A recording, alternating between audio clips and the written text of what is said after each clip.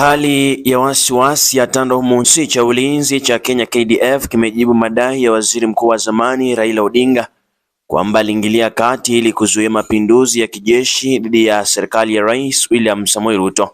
Katika taarifa iliyotolewa Jumatatu Machi 17, Wizara ya Ulinzi imetupilia mbali madai hayo, ikisema kwamba wao ni wa uongo, wasio na msingi, hawana msingi, wanapotosha na hawajali, wakirejelea Raila Odinga na timu yake. Zaidi ya hayo, huduma inayoongozwa na Soipan Tuya imekataa uwepo wa njama kama hiyo na kukosoa vyombo vya habari kwa madai yasiyothibitishwa kutoka kwa chanzo kisichojulikana. Kulingana na waziri huyo wa ulinzi Soipan Tuya, kikosi cha ulinzi cha Kenya KDF kinabaki kuwa waaminifu kwa kamanda mkuu na amejitolea kushikilia usalama wa kitaifa na uadilifu wa kikatiba. Nakala ambazo zinataja chanzo kisichojulikana zinadai kwamba waziri mkuu wa zamani Raila Odinga katika mahojiano ya kipekee alidai alizuia mapinduzi ya kijeshi dhidi ya mtukufu rais wa Jamhuri ya Kenya na kamanda mkuu wa vikosi vya ulinzi.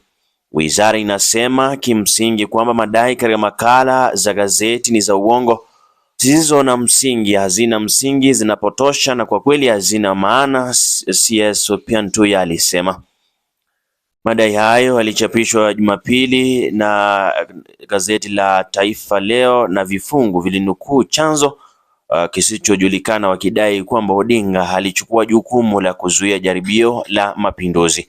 Taarifa hiyo ilielezea kuwa KDF ni mwaminifu kwa kamanda mkuu na jukumu lake ni kulinda usalama na ustawi wa Kenya na watu wake.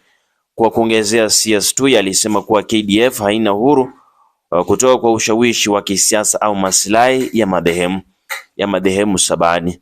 Kwa hivyo wizara imebaini kuwa machapisho ya National Media Group yaliyoandikwa kwa msingi wa madai yasiyothibitishwa kutoka kwa chanzo kisichojulikana halina uwajibikaji na halina faida yoyote.